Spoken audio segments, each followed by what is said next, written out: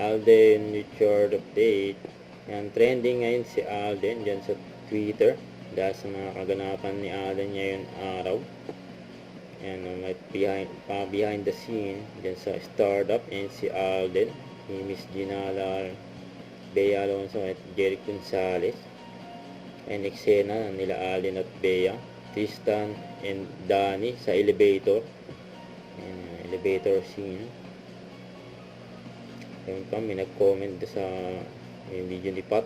Ayan, turning point pala yung proposal kaya ipaalam sa lahat na wala na si Alden sa EV. Tapos sumagot si Direk Pat, "Hi, busy si Alden sa mga shoot niya. Please don't blame the show. Thanks, Dabber Gods." Ayan, sabi ni Direk Pat.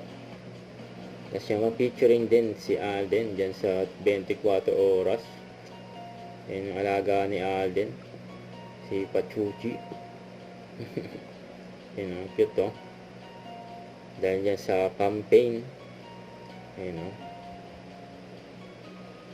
Ayan, interview dyan si Alden para sa I Love My Aspin campaign.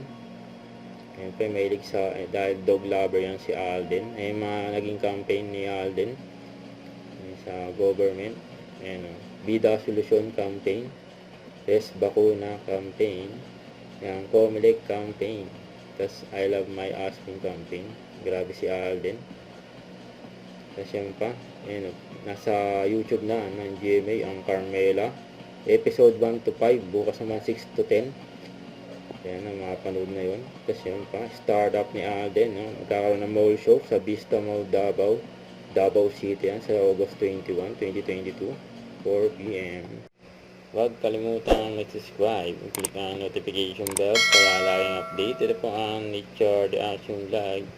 Bye guys, thank you for watching.